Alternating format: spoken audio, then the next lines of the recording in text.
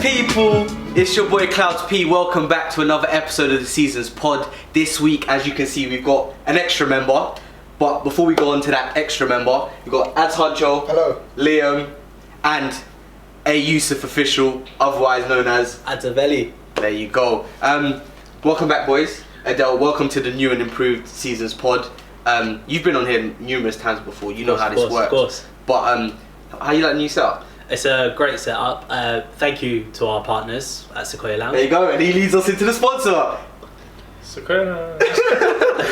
jazz hands, everyone excited. But yeah, shout out to the Sequoia Lounge as always. The owners, the managers, all the staff. We love them all dearly. We do love you. This wonderful background wouldn't be possible without them. Oh yeah, 100%. That's simple. And these comfy chairs, the water. Oh yeah, water sponsored by Sequoia Lounge. And ice cubes, you know. But no, obviously thank you a lot to them. If it wasn't for them, it would be very difficult to do this. Plus give you the visuals as well. So yeah, thanks again. 100%. But as much as we do love Sequoia Lounge, like I say, week after week after week, although we've been recording for 1 week, we're here to talk football. Of course. And I tell you what, this has been one of the craziest weeks for Premier League football. One of the reasons why we've got those two tops over there, there was supposed to be a third, but I'm not going to name no names, as Huncho forgot a certain top. Everyone knows he's a Chelsea fan, there's no Chelsea fan. Arsenal fan, United fan. How convenient is that? We didn't even plan the seating arrangement, and he's on the Arsenal side and he's on the Man United fan. They say everything in life happens for a reason. The table is going to be Arsenal above and United below as well, but wow, shots already. But that's the thing. But it's crazy though, because the Premier League is probably the only league on the planet where United lose 6-1 to Spurs, Villa beat league champions Liverpool 7-2, and Chelsea win 4-0. Brilliant, isn't it? I think with the fact and keep a clean sheet. Well, 4-0, yeah. What a week. Keeping a clean sheet is more surprising than us winning. Yeah, it's been a crazy eventful Premier League week, but I think we're going to leave Spurs and Liverpool till the end, because I know that's going to be a very heated debate, especially on your end, obviously being the resident United fan. I want to start off with Manchester City. In 2 games, 1 point. It's crazy. In 2 games, 1 point. Obviously, they've just played Leeds. Game ended 1-1. I did call Rodrigo to score for Leeds. Mm-hmm. Obviously, I had my reasons for it. I'm not gonna. It did feel like it was set up for him to score. Yeah. City looking very lackluster. Doesn't look like a team that's actually competing for the Prem right now, which is scary to say. I know it's still early doors. We always use the term early doors, but Leeds, you two especially, were big advocates for Leeds. You look like, Leeds are going to come in, Bielsa football, it's going to be a thing. I was not against it, but I was hesitant. I was skeptical. I was like, I don't know how they're going to come into the new league. They've come in, scored 3 goals against Liverpool. 4, wasn't it? 5? No, I think Liverpool won 4-3. Oh yeah. What was the second result? 3-0 against, no, it's 4-3. 3-2? 3-2 against Fulham? 4-2? Yeah, something like that. Scored however many goals against Fulham. A 1-1 draw to City for a team that's newly promoted. Yeah. That's pretty impressive. 5th in the table. Not bad. Pretty impressive. But City, what's wrong with City? I feel like they're, as mad as it is to say about a Guardiola side, they're toothless in attack. They'll dominate. In the first half, they had many chances to put it to bed. But they don't have that strike with a killer edge. They don't have Aguero or Gabriel Jesus who will just put it in the back of the net. 100%. And then eventually, if you don't take your chances, the opposition will grow into the game and they'll take whatever chance they can get. Yeah, I do think no Aguero, no Gabriel is playing a massive part for City's lackluster attack. Sterling up top, not really a thing. He produced a lot more. I'm pretty sure. So on the team sheet, Sterling started up front. But as the game progressed, 5-10 minutes in, straight moved into the left-hand side. From that left-hand side, was able to cut in, slot it bottom bins. It's evident to see Sterling's not a striker. There's no point forcing that agenda. But that then leaves a massive void in that number 9 position. Mm-hmm. With Gabriel and Aguero out, Aguero is back in training. Obviously, Leandro behind the camera, he was actually the one to tell me. He's back in training. I don't know how long it's going to be until he actually starts playing again. But until then, who is best suited to fill that void for Manchester City? Bernardo Silva. I was thinking that. I was thinking like a false nine sort of role. Yeah. Where there's rotation across all front three. I do think with City especially, like it's gonna have to be a thing where they're just gonna have to alternate, innit? Mm-hmm. Sort of how Liverpool do it. I know Liverpool have more fixated players, but with Man City, it's literally gonna have to be Sterling's on the left, and somehow he ends up in the middle, and then say if Riyad Mahrez is playing, he'll then go to the left, and then if Foden's playing, he'll then switch to the right. It's gonna have to be a constant rotation between the three. However, what does that then say for the ability to actually score goals? Obviously, Sterling has scored quite a few goals, but it's from a very specific position. He's not an out striker. Exactly. It's from like him cutting down the left and then inside and then slotting it in, or if the ball's being played from the right hand side, he'll find himself at the back post or the front post, making those diagonal runs. You know what I mean? If you then kind of say to him, listen, you got to be all over the gaff, will he still make those runs, or will it be completely different? Will it be like the first 5-10 minutes of the Leeds game where he's just, you know what I mean? You brought up a wicked point, hopefully you remember it, about Sterling playing in that middle and he needs I said you can't take anyone on one-on-one.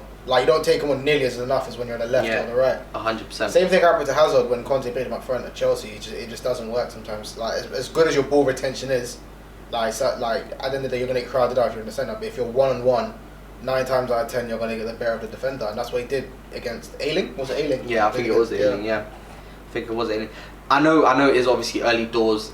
How are City still in? This is so crazy to say, bearing in mind we're 3 weeks in. Are City still in contention for the Premier League? Especially after up to Liverpool. Yes. They got a chance. I do genuinely think so. Yes. It's open. It's open. I've said this from the get-go. It's open. So we're not counting out City yet. No. Nah. Obviously, transfer window ended last night for us. This is obviously comes out Friday, so it ended Monday evening.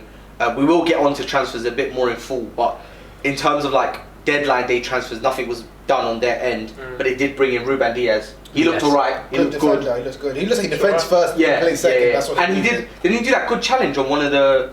I think was it Bamford? On something. But he did that on near the goal, which was he quite can play good. with his feet, but he defends first, and that's his main priority. Yeah. That's what City needed. They needed someone who's just a leader. You know what I mean? 100%.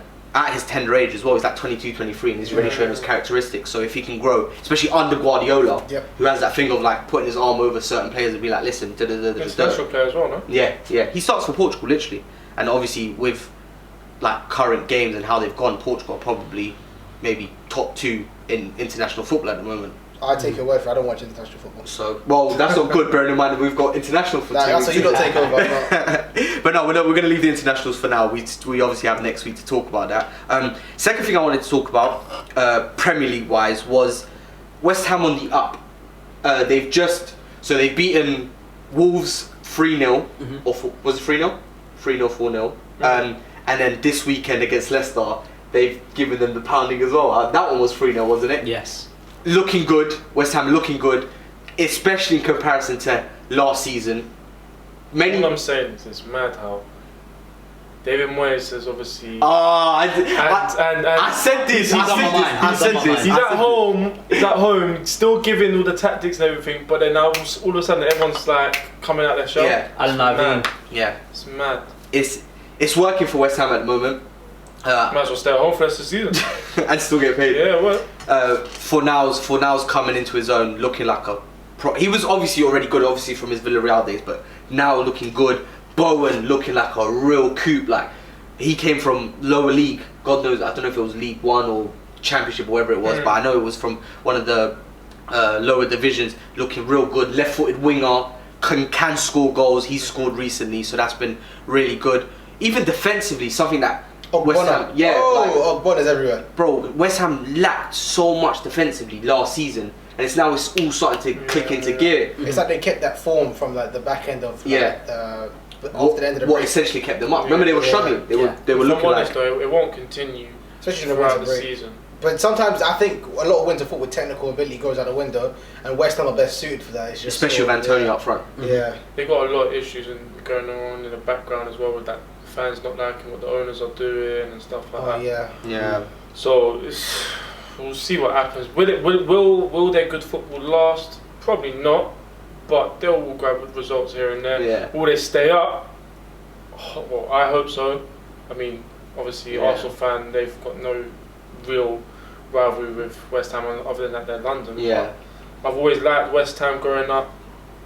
I don't think they're gonna go down, but they still could, if that In makes contention. sense. Yeah, 100%. Do you think them not signing Tomori on loan was an L? Do you think they could have benefited from a player like Tomori? They could have Even benefited Rudiger. 100%. Yeah, even Rudiger, yeah. Yeah, exactly. But I think even without them, they could still be survive, alright. Yeah. They would still be alright. I mean, David Moyes, as much as he's got a lot of hate from obviously the days when he left Everton, went to United and Whatever happened over there. but there's no rest assured he's a great manager. He does some good things. He's very hands-on with his players and with his backroom staff. Yeah. Odds on him signing Fellaini in January? Bro. How crazy is it though? I'm glad you said that. The next transfer window is literally in like, what, 2 months? We've just finished one, and what, in like 2 months or however long Aren't it they is? talking about pushing it back? Bro, I have no idea. All I know is... Then it pushes the summer back. That's the Yeah, thing. exactly. I'm So, just imagining Fellaini coming in with Souček and bro, all those guys. That's a scary. you know what? Souček's been a wicked signing, He's you know. tall. And he scores. He's Yeah. in the box. He's a predator. And we're talking about a defensive midfielder. Yeah. In the box with headers, And that's bro. how they won against Leicester. Yeah. I heard the commentator saying like every time it's a corner or a free kick, it's Yeah. a West Ham Yeah. heading it. Sounds like Chelsea's worst nightmare, innit? No, but not anymore. Not anymore. But we'll get on to that. Say Zuma and Targus. They're on there. They're on there. Brilliant. Hopefully they don't slip up again. Yeah. Staying on the back end of the Premier League, we've seen Fulham and West Brom now for what, 3 game weeks. Yep. Not kind of. Not cutting it. Like West Brom showed glimpses, especially against Chelsea. They have players of, I think, of a certain level. Mateus Pereira, Diangana. Who else is in there? That Roman Sawyers ain't too bad, isn't it? The one in midfield, like. Alright. You know what I mean? Like, particularly those two, Diangana and Pereira. They create midfielders. Like they're decent, really yeah. really good players. Obviously not enough to do the business for West Brom, picking up what, 1 point in 3 games. Yeah, it's just not good enough. Which I know with West Brom they have played against Everton, who are the most informed team in the Premier at the moment. They played against Chelsea and who did they just play this game week? How could I forget? I forgot as well. I didn't pay attention to that game. I don't think. Give me 2 seconds. But yeah, they're Southampton. was it Southampton? Yeah, it was Saints. Yeah, Saints. Not looking good, not really produced. If it's not them two, nothing's happening. Yep. And I know against Chelsea it was whatever. Callum Robinson scored what, 2 goals or however many it was. I understand that, but those were individual errors and just shit defending. Like period, like getting hit, counters, attacks, and high lines and whatever. Apart from that, they're not producing anything good enough to win games. And this is the beginning of the Premier League season. Most smaller market teams stay in the Premier League because of how good they either start the Premier League, where they pick up X amount of wins on the bounce, or how good they end it, picking up X amount of wins on the bounce. West Brom look like they're going to do neither at this moment in time. And even worse than West Brom, in my opinion, is Fulham. Yeah. Fulham do not look ready for the Premier League. Nothing whatsoever. It's upsetting. Yeah, I brought in some deadline day reinforcements. Exactly. Particularly Lookman on loan from Leipzig. He looked quite lively against Brentford. He looked, you know what I mean? He's always had that. back Exactly. there, Good. I'm going to leave this one up to you. Loftus-Cheek. Everyone's MTM. Everyone's MCM. Did he actually go through? Yeah, loan deal. How did they work it with the wages and that? That's a good question. I'm not sure. I haven't double checked on it because he is on 100 or 150k a week. 150k. Our club. I think they wanted to split it in half. Yeah, so I think 50% Fulham. each. I think Fulham couldn't afford it, and I don't even think. I think Chelsea wasn't really too keen on it either. Yeah. I saw it on Twitter. But Yeah. It's mad. Like 150 for a player of that caliber. Maybe back in his time when he was coming up, he was quite good, but he was nowhere still worth. I that say money. this all the time. Not to say Chelsea took an L, but from when you're given a 16-year-old $1 million. a million a year contract, what's that going to lead to? That's what they did for Lucas Piazon when Juventus wanted him. They offered him $1 million a year, just off the rip. Now he's at Rio Ave and sometimes doesn't even start. It's crazy. However, speaking of Rio Ave, these teams, Did anyone see Angel Gomez go for Boavista? Yes, halfway line. Oh! I'm not gonna lie to you. I didn't see much of Angel Gomez. I saw clips, especially when you're scrolling through Instagram, Twitter, you see clips of him, and everyone spoke really highly of him. To see him now in the men's game, at 5 foot, I think he's like 5'4", 5'5", 5'6", whatever he is. Yeah, he's tiny, and he's killing it. But it's not all about size. No, and I can't lie, he's definitely proving that. He's looking like a player. Obviously, he is signed to Lille on loan to Boavista. If he will eventually go back to Lille. If he can play regularly, especially if Camavinga leaves, I think he's gonna get that spot. It's gonna be a thing. Yeah. He will come good. I'm upset that he ran down his contract. Yeah, but if you're not giving him what he wants, which was regular playing time in the first team, We could have sent him out on loan. We did the same thing with Chong. Yeah, but I think Chong if he has a successful loan stint, he won't want to stay at United. He won't get space, I don't think. yeah. He scored in his debut for it Werder Bremen. He's at in the cup. Especially with Van de Beek coming in as well. There's no one playing space. It's tough. You know what's crazy as well for a team that's struggling the way United are struggling, to not even give certain youth a chance who could potentially change the team. They've got some bits in there as well. They have got some bits. They have given him some Europa League games. It worked for Chelsea as well. Yeah. Why not give the youth a chance? Yeah. Sometimes you know what's man. Not to say I'm not an advocate of for example the youth coming in and playing. I don't mind youth coming in as long as they're off standard. The youth can come in, play. Yeah, but how do they come off standard? You said if they're not on standard, how do they get the best way? Apart from going out on loan. Alright, cool. Loan. Playing them in lower caliber games, so whether it be Carabao Cups, FA Cups, Europa League ties, or even you can tell straight away if a player is good after 10, 15, 20 minutes. Yeah. You can tell straight away their first touch, the way they move, if they're looking. Do you know what I mean? Those are triggers straight away. And Angel Gomez proved that. Yeah, even when he used to come on for United in Europa League. His first ever time he came on, it was. When did he make his debut? He came on against a few years ago. He killed it. He was 17, 16 at the that's right. 16 or 17 at the time. Last 20 minutes of the game in the Prem, last game of the season. He ripped it. I saw this guy. I was like, this kid is gonna be a player. Exactly. And look where he is now. Exactly. And that's the thing. One player, not necessarily the same player, but they have similar attributes. Billy Gilmour, straight away, there's triggers there that you think, this guy is a baller. Do you understand? Whereas, let me think of a player who was tipped to maybe be like a hot shot but didn't really make it. Hashim Mastor. Well, him, if anyone doesn't know about him, this guy was like the most skillful flipping academy player on the planet. AC Milan, good friends with El Shaarawy. El Shaarawy himself as well. Yeah, do you know what I mean? Remember on FIFA, he was so high.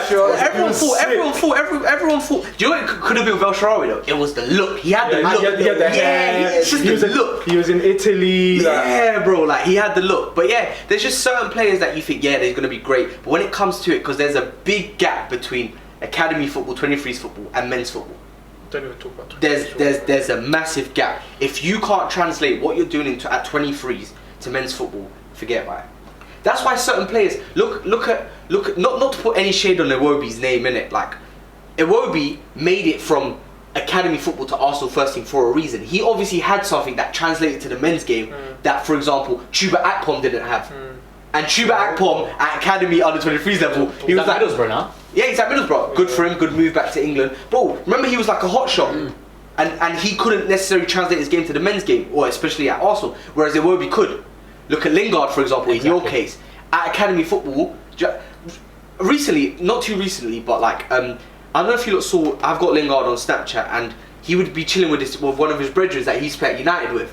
And I don't think he plays football now, but he looked like a baller. He looked like the best player. He was better than Lingard, wasn't he? Bro, look at him now. Whereas Lingard is playing for Manchester United. Obviously not so as much, but do you know what I mean? There's just something in a player that is translatable into the men's game. It was the video. Do you think you can hit a height though, and then just stay? Lingard. Because at the same time, here's one for you. Justin Kluivert just made a move. I'm glad you touched upon it. We were very fortunate enough to watch him in his Ajax days. He bagged a hat trick when we went to watch him. His first ever professional hat trick. That was crazy. And when I saw him, I was like, this kid's got something about him. Great player, nippy winger, can score goals. Big money move to Roma. Forget about it. Nothing. They're not. He's just not able to. You know what I mean? Get it going. However, he's a very quick player. likes to travel the ball, you know what I mean, nippy, dribbler, whatever. In the Italian game, that's really hard to, do you know what I mean, to showcase because of very strict, you know what I mean, like defensive football. However, playing for a team like Leipzig, very like movement based and German league very open, we are very likely going to see a better Kluivert. 100%. That's what I think. What's your take on it? Because obviously you've seen him and you're a big fan. Yeah, he's got Leipzig. I didn't even know Loan move. Yeah, he's got Leipzig. Loan move. My take on it was first of all, I was quite surprised that obviously Leipzig went in for him. Yeah. Considering because of Lookman, remember Lookman on loan, so they had but that. that was another player I was going to bring up. Obviously, because of Leipzig's style, I kind of thought that the Lookman sort of him going back out there on a permanent was going to help him out. However, it just hasn't really worked out for him, and it's just kind of like what sort of problem was it? Like, was it the language? Was it like the setting? Was it like he didn't fit into the manager's plans? What was it? So it's just kind of like, can obviously Justin go into such environments where he could obviously adapt to the manager's plans? Obviously he's lived abroad before, so he knows. And plus his dad's well travelled as well. Yeah, exactly. Yeah. So it's just one of those things where, can he tick the boxes that Lookman cannot tick? Yeah. Obviously time will tell. Yeah. All right. Cool. I think he will. You think this is now an open question to you lot. You lot both have seen them to a certain scale, both Lookman and Kluivert. On paper, who do you think they play the same position? Who is the better player? Or if you were starting a new team, and for example you're playing Ultimate Team, but in real life, and you had a choice between Lookman and Kluivert, you can only pick one to come and fill that void and play for your team. Who are you going for? I like both players, but off the back, Kluivert 100%. I'll probably say the same thing. I think it's weird for me because Kluivert's an Ajax graduate, like he's an academy graduate. So you're thinking, well, like if you've graduated from that thing, you're more than built for professional football. But if I was to watch them two, just even off form, you can see that Lookman's the more electric player. Yeah. And like came out of Charlton as well. Good academy. Oh yeah, but to Ajax. Still you can't judge a player on the academy comes out. I know. But then once you hit like Ajax or like he came from La Masia, it's like a different different calling. Like to me, Lookman looks more electric. I don't know why he hasn't been given the chance. But obviously, it's mad with him. It's been mad with him. Do you think like it's a training thing? Do you think it's a in-game thing? Do you think there's something that managers are seeing and it's like, oh, he's not performing There's in training? Definitely something missing with him. I personally think it's the personality. You think it's personality? I think he's like quite closed as a person. He is. Yeah. Even though he's from like where is he from? He's local. He lives. I don't know if it was Wandsworth or that Campbell. I don't know where it was. Somewhere in South London. But from what I heard, like from Charlton, he was very quiet. But everyone loves him. Wherever he go, everyone loves him. Yeah. But he's a very reserved person. So do you think Fulham's the right club for him then? Yeah, to go back to England, play for a lower side kind of thing compared to Leipzig. Maybe. Like, just get football back in his legs again kind of thing. He's getting more regular game time. I think that never harms anyone. I think the biggest blessing would be Scott Parker for him. You think? Yeah. Scott Parker as a player, he led by example. Yeah. So it's just one of those ones where he kind of realises, obviously he's the sort of person that will probably kick back in the dressing room and can see different personalities. So he's the sort of person that knows who he can put arm around and just go here. I think Scott will be good for him. He's a good man. I think from what I know of, I think he's a good man manager. That's if he doesn't get sacked. Weirdly enough, did you say that last week? No, listen, like I said last week, I like him and that, but I don't know if he's going to cut it for the Prem. This is his second season managing. It's the second one in the Prem. He went down with them. Yeah, then they won. And then brought them back up. Wow. But what I was going to say was, obviously with Fulham and their owners are juggling so many different hats. In a sense, obviously they own the Jackson Jaguars. Yeah. They also owe All Elite Wrestling Company.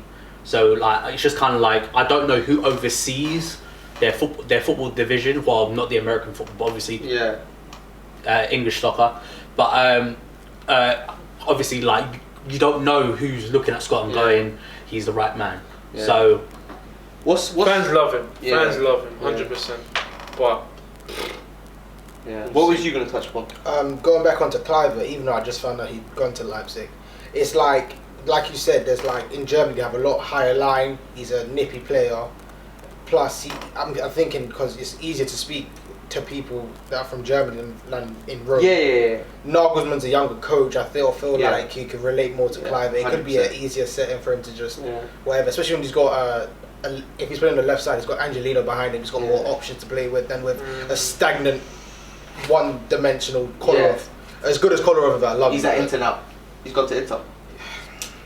Do you know what's funny? Do you know what's funny though? Like, I'm glad you said that. I'm glad you brought it up because for anyone that doesn't follow the Italian football, Roma have gone for a weird approach. So what Roma have done, especially with like their wingers, is so they Cengiz Under is now at Leicester. Kluivert's now gone to Leipzig. They've kind of like replaced them with like older players. So obviously Pedro coming in, Mkhitaryan not much older, but like he's back at the club. And they kind of like replaced the younger ones. I don't know if like Paulo Fonseca has a certain way of thinking of like, oh, let's keep it very old, mature, and play a certain style. Or it's just weird. It just came to my head now because you got rid of two young wingers with a decent potential, if not a good potential, to bring in the likes of Pedro and that, a player that we at Chelsea, we were just like, cheers, but it's time to go. You know what I mean? But yeah, it's weird. Maybe he's just thinking of the Italian game. Maybe maturity. Like older, like especially age like wine, you know what I mean? But yeah, no, crazy. It's weird though because I didn't have this in our topics list, but we ended up talking about Lookman, Kluivert, Leipzig. But bro, podcast, brilliant. Let's get into. Actually, no. Before we go into Liverpool, Manchester United, etc. I really want to talk about Everton again. Okay. I just feel as if all I'm saying is now they're gonna pack Liverpool, bro. Pack them. Everton. Yeah. And that's Sevilla. Yeah. Title contenders. Do you know what's bad? Like, he's not doing this for camera. He's not doing this for the pod. How many times have I said he means something along those lines? Honestly, like you never know. Listen, Leicester done it. As crazy as it sounds, yeah. As crazy as it sounds, Everton are the most informed team in the league. Potentially had the best transfer market in the league. Have one of the best managers in the league. And have won every game to date.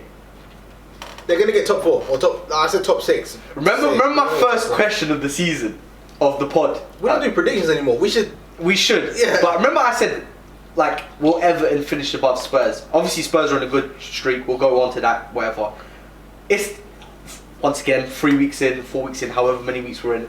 Still early doors. But if you're playing this well early on, and you're not really showing any weaknesses. That's the thing. Apart from Pickford seems like the only person that's a bit. Right, I'm going to be the difference here. They're going to fall off by Christmas. Why? Why does everyone mention Christmas? Why Christmas? Because it's that period of time where you have so much turnaround of games, and especially because like Ancelotti, like he's not experienced that sort of thing with these sort of players. He's going to go into this with probably the most starting next side, and fatigue builds up. Keep on going because I've got a counter argument. So keep on hitting it. Obviously, like it gets to the point where obviously your opponents, they're obviously more tired than you. So obviously you're going to get hacked. You're going to get So it adds up to more, injuries and stuff like that. So it gets to a point where you're going to be hampered with injuries. You're going to be fatigued and tired. Richarlison's already injured. That's one of them. You're going to be fatigued and tired. Obviously, defenders are already looking at Calvert-Lewin and just going, "I'm going to hit him first tackle, boom." Yeah. So he's a strong boy. I think he's going to be alright. It's not him. I think the people at Hammers need to watch. See, that's what I mean. But this is brilliant, and this is me playing devil's advocate because I do agree with you. But what have we noticed about Everton? Everton have brought in XYZ, yeah. Who's left Everton? Walcott. Okay. Son Sabs, yeah. That's what I brilliant. You were talking about midfield, playing however many games. You got Tom Davies still in that team. Gylfi Sigurdsson was supposed to go to MLS, didn't go. He's still in that team. You got Andre Gomez. Obviously he starts in occasion. You got Bernard on the wing. You got Iwobi. You got that young winger they were playing last year as well. Now alright. They're obvious. Those second hand players aren't as good as the starting lineup, but are they good enough to compete to us? Rotation players, 100%. Exactly, because you're not just going to play Gylfi, Andre Gomez, and Tom Davies in midfield, unless you're hampered with injuries or red cards, etc. You're going to have maybe Hammers in the mix or Alan. Yeah, so you're going to have these players in the mix, you know what I mean? So it's never just going to be a whole new midfield, unless obviously Carabao Cups and certain games where it's, you know what I mean, against lesser opponents. So, I don't know, does that kind of like, you know what I mean, does that... I do get that, but obviously with the Carabao Cup and whatnot, I'm guessing they want some sort of silverware. Yeah, I yeah. guess. You're not going to have a squad like that that's doing this well, and you're not going to go for a trophy, especially early on in the season in January where you get a good feel. 100%. So never won the League Cup, by the way. Never. No. So there's certain motivations for that, and you could obviously guess when they played obviously Fleetwood Town and whatnot, and they played a little bit of fringe players, but they were scared. Yeah. So they brought on the players that could do the job, and eventually they won the game. Yeah. So obviously I'm guessing they're going to get to a point where they're going to hit an important part of that competition. They're going to start using the important players. Yeah. Or that backfire. 100%. Now, before you go, okay, it looks like you got a wicked argument on your hands. So before you start, if Everton was to lose any player right now, yeah, or say at Christmas or further down the line, who would have the biggest impact on the team if they were to lose that player, whether through injury, whether good or bad? Calvert-Lewin. Bad. He's the one that finishes. Like they would suffer from it. Calvert-Lewin. He's the one that tucks everything. Calvert-Lewin. Yeah. So you're telling me, like Richarlison couldn't fill that void? Or He could, but I don't think it's as consistent. Not like that. Yeah, No. So it wouldn't be one of the midfield three, for example. Obviously James opens up pockets. He definitely But opens do you up think pockets. Everton are still able to win games without James Rodriguez? Because a lot of it comes from Definitely crosses. so. A lot of the assists come from crosses. There's plenty of people that can whip in and mean crosses. So you think Dominic's the most important player in that team? He's the one that finishes everything. All attacks end with him. He's the one that... I'll tell you this for now though. You won't get the same Hamish you're getting now, second half of the season. Why? Because of the Christmas break. He's always had a Christmas break. But you don't know. Do you know what's mad? I don't. I'm not going to agree with the Christmas break bit yet. But with James though, that after a certain time he does tire out a little bit. I don't know what it is. Christmas break. And do you know what it is? I don't know if it's because of the way he's built as a human. Maybe his knees get a bit sore, or his muscles, or whatever. But after a while, like James does start to tire out a little bit. However, Ancelotti being one of the best managers on the planet, That's what I was going to say. Ancelotti being one of the best managers on the planet, he's probably already had this in mind. And James Rodriguez has had his best years under Ancelotti. So Ancelotti already knows to get the best out of James, I need to do X, Y, and Z. Whether it be I'm going to rest him here, playing for 60 minutes, or do you know what I mean? Now, proceed. Yeah, speaking on, because just like, provided let's imagine that these players will get injured. Which we don't want to see. Yeah, which we don't want to see. Everton fans were on your side. Don't get like this is all ifs and maybes, and Everton are being coached by one of the greatest managers to ever do it. Also, he's won a Premier League title. People forget this. Like, he knows this league inside out. Well, when there was no winter break, and like he did it with less rotations than he's doing with Everton right now. Like, he kept the 4-1-2-1-2 at Chelsea, and he didn't change much. So with Everton, they've got more midfielders than this current Chelsea team have. I'm pretty sure that they've got 6 midfielders. Like, that's ridiculous. They got Hammers, they play on the right, who could also come in as a midfielder. Bro, and to go on your midfielders point as well, of a certain standard. Yeah. Tom Davies, under 21s for England. Andre Gomes, in and out of the Portugal national side. Who else? Gylfi Sigurdsson. Captain almost. He's like one of the most important players for flipping They finished top half. Iceland. Do you know what I mean? Like, that second French team finished top half. exactly. Of the table. So like, you have to get you know what I mean? Like, to me, once again, early doors, it's pointing as if Everton's going to have a wicked season. They just need a second backup striker. I think that's the only thing that. So is that going to be their priority come January transfer window? Yeah, because I think that's who. Because if Richarlison, like, I mean, Calvert-Lewin gets injured, Richarlison's going to fill the void. Then who's? I don't know. Yeah. Can he score the same amount of chances? It won't be coming in. Because Richarlison scores a different type of goal than Calvert-Lewin. Yeah. And Everton, Calvert-Lewin's a striker, a real striker. Everton, whether it's James whips it in swinger, or like, you know, Digne, and it's always to Calvert-Lewin. He's always gets his head in there. Richarlison doesn't score that many goals like that. So he needs to defeat. I don't know. Yeah. Another question I do have is, well, it's if and maybe still, if the squad gets tired or something does happen, will the board back the manager? I think more than they have. I think you kind of. off the transfer window they've had, you're gonna have to say yes, because obviously they brought in these 3 amazing footballers, some of the best in their position.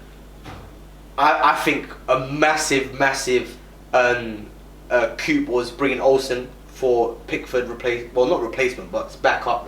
I do think Olsen, if he gets a sniff of that first team, could potentially rival Pickford at a higher standard, at a higher level, but we're gonna have to wait for that. The whole striker thing, I think that's where if Everton's gonna have an issue, it might be up front.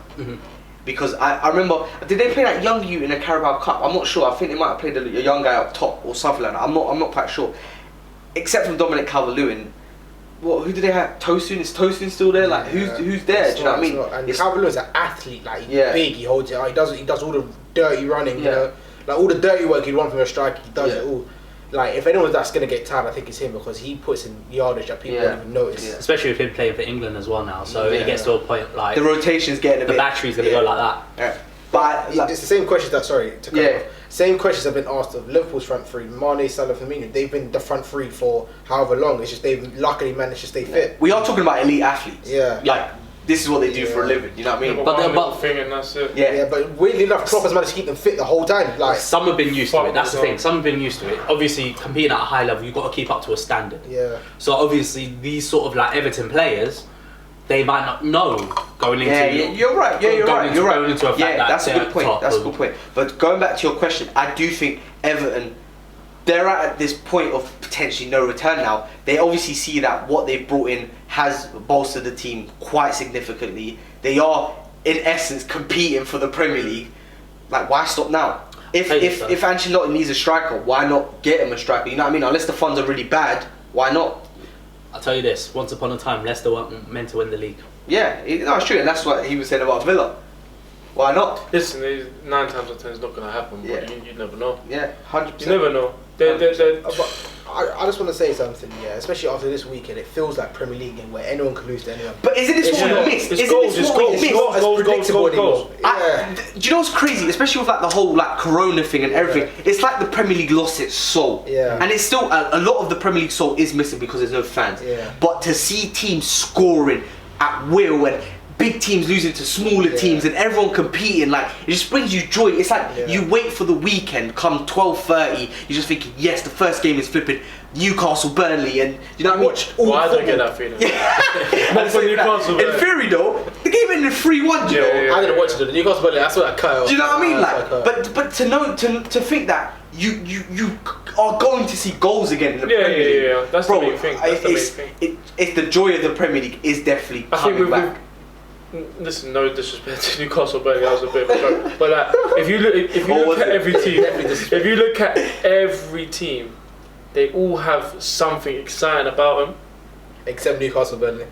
No, Newcastle, Callum Wilson. Yeah, I think Newcastle do have a little bit of something about. I always like Callum Wilson. I goes Callum Wilson, but Andy Carroll's to slap it down. Andy Carroll's like a Premier League, maybe not a legend, but he's a Premier League like you ever know big boy. He's a big boy in the Premier League. You see my brother. He's behind. He scored one of the best Premier League goals ever, in my opinion. How about when he ripped Chelsea, bro? Remember when he ripped Chelsea in the box? Where he gave man the samba in the box and that. Yeah, I remember. You're not talking about the wrong Newcastle players, fam. Demba Ba. Papi Cisse. I'll never forget that banana goal he scored. I'm pretty sure that's how his body went for me. But listen, so I don't forget to put my brother behind the camera. Yeah, listen to this. Yeah, he loves strikers. He loves the strikers that are big and can the ball and whatever. That's something different. And Andy Carroll can provide that. You know what I mean? Like especially for Newcastle, they're not necessarily the prettiest team in the world. Ball over the top, Andy Carroll chest. He's a poor man's Rondon fan. He's a poor man's Rondon fan. He should have never got rid of How tall is Callum Wilson? He's quite tall, isn't he? I think he's probably the same. That's the only thing. I think having two. You like one more nimble and one. Yeah, that's my personal opinion. But listen, every team has got something exciting about them. Yeah. Burnley have got Sean Dyche. But I've always been a Dyche fan. Burnley might be the only team, that I can't. Listen, they play some of the shittest football. And you know what I mean? They're just like rough. They're ready for it. Fans, I don't know about the fans, but they love their game and they grab results here and there. At one time, you lot struggled against them sometimes, didn't you? It's a very specific way of playing football that certain teams can't. You know what I mean? It's very English, old school style football. Yeah, exactly. Which is why everyone hated going to Stoke. Yes, what? Was it wet? But that's what I'm saying. They were saying on Sky Sports the other day. It used to be like, can you do it on a Tuesday night in Stoke, but can you do it now in Burnley? Yeah. No, 100%. Well, Newcastle. Because a lot of teams struggle down there. We've struggled down there many times. I think you guys have struggled once or twice. Everyone struggled against Burnley. I do think the dash effect. Debut there. Oh shit. There you go. I do think the dash effect is slightly dying down though. I don't think he's. Because that team. Listen, I think he might need a new challenge. You think every team needs a rebuild? Same way QPR when in the Premier League, they need to go down to come up again, kind of thing. Yeah. Oh, do you think it's Burnley's time? Yeah, because let's go down. No, like they're not. Obviously, they're capable of staying up. No, but you think they should go down? Because like I think that's the only way. You grab the 100 M's rebuild. Yeah, because otherwise you're going to be playing Daesh ball without Daesh. I'm going to throw a mad thing at you lot. Do you know who's the most exciting player at Burnley? McNeil. Who's McNeil? Imagine saying your most exciting player is McNeil, a player named McNeil. What's wrong with that? McNeil. Not even flipping Ronaldo. Is he Irish or Scottish? Bro, God knows. It sounds like an Irish name, but it could be a Scottish name. What's his first name? Is it Paddy? Paddy McNeil? I'm pretty sure it's probably Aaron or something. It sounds like an Aaron. McNeil was your most exciting player. You're probably thinking of McNair, that's why. Oh yeah, mad. Alright, let's get into the fun. The exciting, the madness. I've been waiting for this. But we're going to leave United till last, like I said. Yes. Aston Villa 7, I repeat, 7, Liverpool 2. We love to see it. I don't know why you're celebrating. Yeah, well, you might need to hold your horses. That's but no, let me have his time. We didn't concede 7. Conceded 6 at home. 6, bro. At home. Old Trafford, home. Aston Villa. No Sancho. You're not getting no Sancho. Absolutely. Never got no Sancho, so it's done. Yeah, word. Annihilated Liverpool. To the point where Jurgen Klopp was laughing. He took off Gomez. And I'm pretty sure he gave up at one point. Trent was... Yeah, that's what I'm going to say. Listen, my argument for Trent was always amazing crosser of the ball, good footballer, nowhere near as good as a defender. I think he's a Kimmich. He should play midfield instead of right back. Thank you. And I've said this, I don't know if I've said, I might have said it last week on the pod. If I didn't, I'm saying it now. Liverpool, obviously the transfer market's done. They could have maybe invested in another centre-back or right-back. But whatever, that's their business. They are champions. They know best. Cool, whatever. I think Liverpool might need to consider playing Trent in midfield. Yeah, and where would you put him in midfield? It would have to be like right side midfield. Midfield. Because De Bruyne takes a position. I can't lie. Defensively, that right side of defence, Gomez and Trent is not cutting it. Bearing in mind, Van Dijk played horribly. Van Dijk had a stinker, and I'm not backing Van Dijk in no way, shape or form. The Van Dijk hype is dying a little bit. That's their best back four, so I don't hear no excuses. Like, what happened to them? Adrian, granted. Listen, Ollie Watkins scored a hat-trick against Liverpool. Ollie Watkins. Yeah, but you can't take that away from Ollie. No, definitely not, bro. He's been a good player. Do you know what I can take away from him though? He could have had 4 or 5. Yeah, no, but listen, give him time. No. Listen, he scored a hat-trick against Liverpool. I'll tell you why. Give him time, he'll do more. Instead of taking it away from Ollie Watkins, I'm going to give him props. He did what the teams in the whole division, even in Europe, couldn't figure out what to do. He took advantage of Liverpool's high line. Yeah. He ran them raggedy, and whenever the ball came to him, he held it up. Van Dijk it wasn't even just the off high line. Yeah. What did I mention last week was the issue for them to concede the goals? What was it? I can't remember. Especially with Trent, they were playing the offside trap. Yeah. They played the offside trap. They tried to squeeze. The whole back four actually came together. Last time it didn't have to happen. They all came before. Then Aston Villa just said, "Yep, we're gonna go in. Balls there, go." Do you know what's crazy as well? Not. I know it sounds like we're targeting Trent, innit? But when you look at Trent, listen. You see, when you talk about Trent, you never. He's the worst defender. Listen, you never say, Trent made this amazing tackle. Trent did this goal line clearance. It's always Trent whipped in a wicked ball. Yeah. Trent did this sick corner against. Great assist. It's never defensively, and that's where Wan-Bissaka comes in. Wan-Bissaka, not great attacker, but at least is defensively assured. Not recently, but if you're comparing one another, he's one of the worst, best defenders. Do you know what I mean? If you're comparing right backs, what is the primary job of a right back? Just defend first and then attack second. Exactly. However, I'm going to put a question to you. Go on. If a change of formation came into place, would he be a decent wing back? Okay. No, because you have to run up and down. Like Robbo would be a great wing back. No, he's got a good question. He would. He'd be further up forward. He would. Because to be fair, Marcos Alonso's a better wing back than he is fullback. I agree with that. However, it's like a lot of running, and I don't think Trent has that concentration to go up and down, up and down. If he was to play in that kind of formation, he would be good in the wing back. But his ideal formation, you're not going to see it anywhere unless you go to like a Burnley or something. Is in an old style 4-4-2, playing on that left or right side. And then the switch. Yeah, I know it's great. Literally left midfielder or as a right-sided midfielder. Yeah, I think for him though, right-sided central midfielder. Yeah, no. I think for him though, he'd have to literally play on the right, and he'd have to David Beckham it, literally out, bend it in, literally. I think, bro, we're talking about England. That's England's number one right back, isn't it? No, it's Cal still. Is it? No, they play three at the back. Cal Walker plays right centre back. Yeah. So in theory, he's a right wing back for England. Yeah. And it works over there. Bro, to be fair, flipping Southgate parks the bus. Now, if you bring in an extra centre back because you're playing three at the back, you then have to remove further up the field.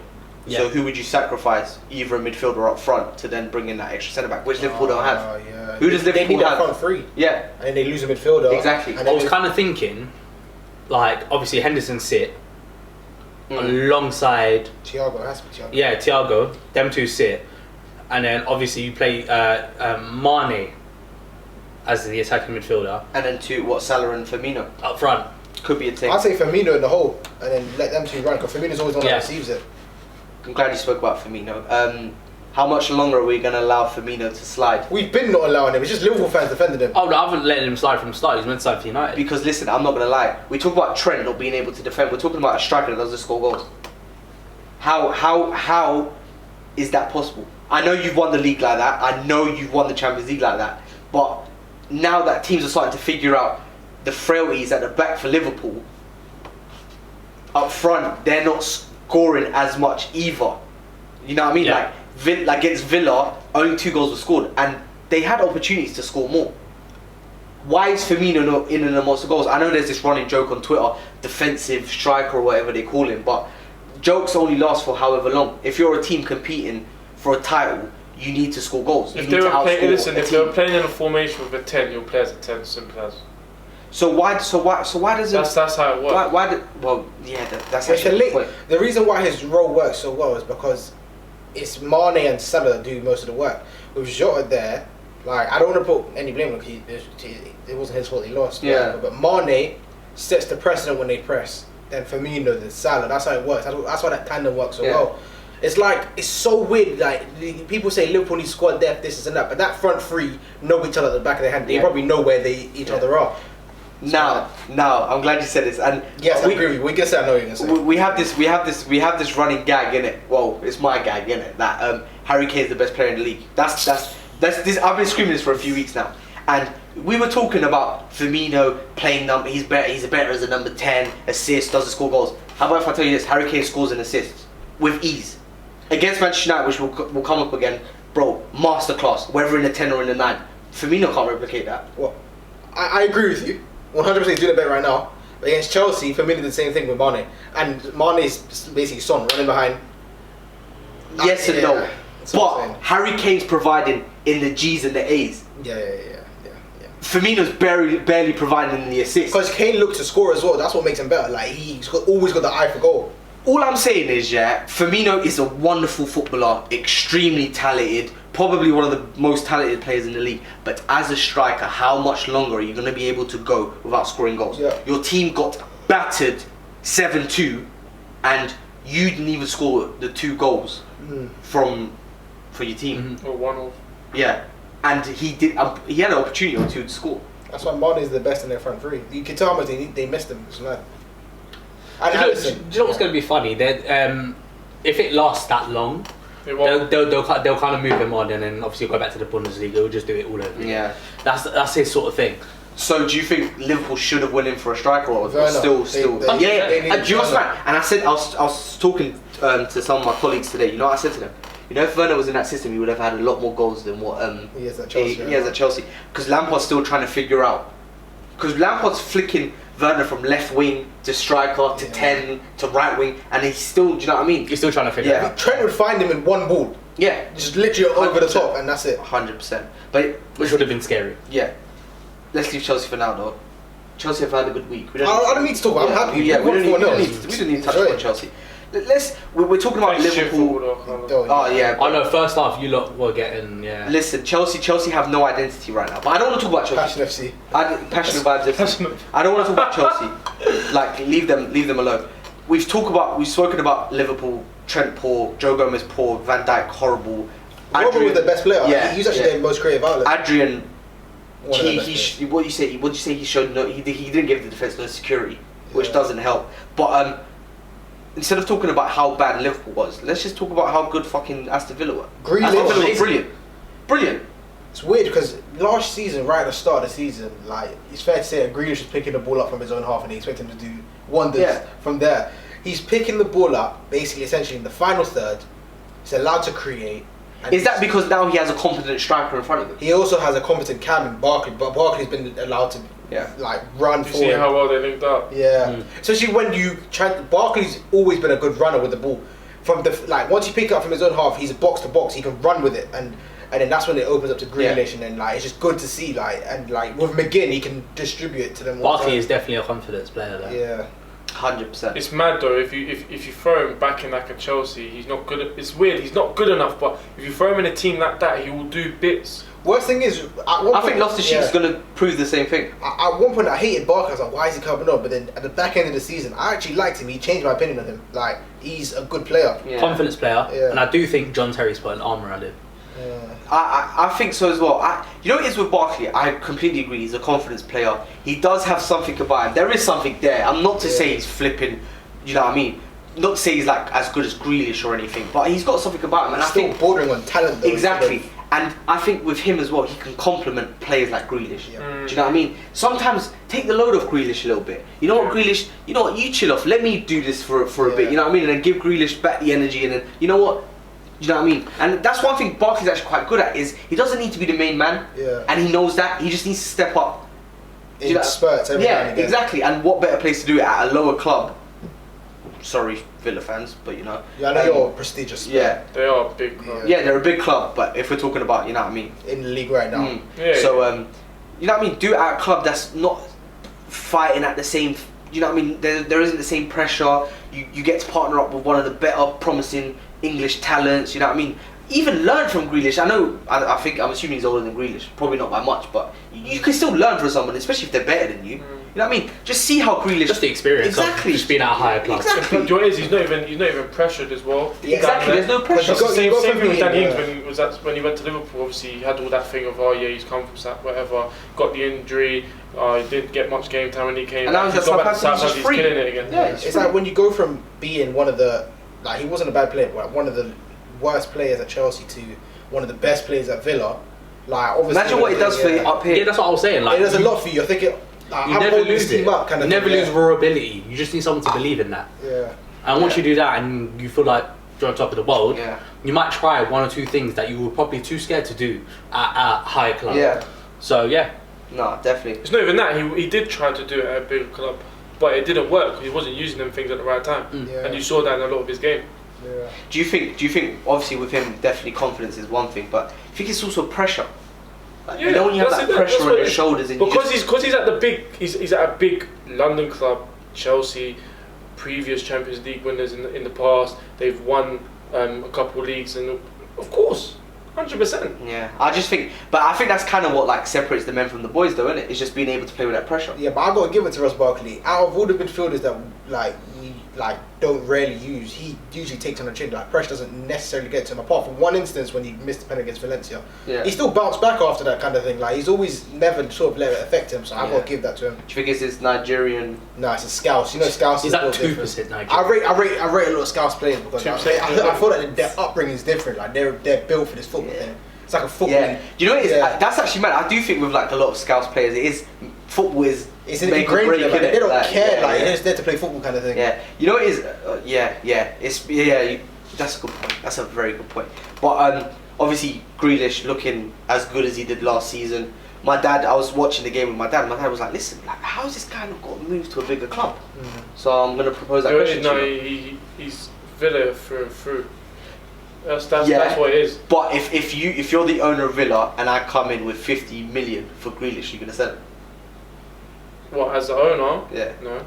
You won't sell him. No, but Grealish 50 M. I believe in his ability. However, I believe he could. As a professional, do you not think he'd want to go for bigger? He probably would, but I think he also probably wants to stay because he wants to help his club, take his club up further. Plus, he's home. 100%. Home with a heart, but no? Alright, what do footballers strive for? Isn't it to win trophies? But it's not. You're also about footballers in general.